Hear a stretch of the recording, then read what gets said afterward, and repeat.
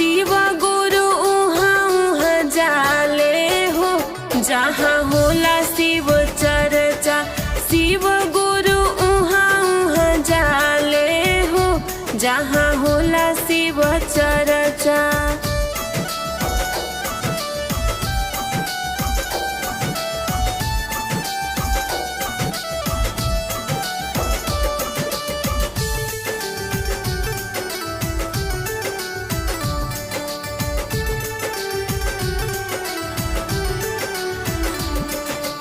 ओही शिव चर्चा में ब्रह्मा जी जाले, संगवा में अपना सरस्वती के ले जा।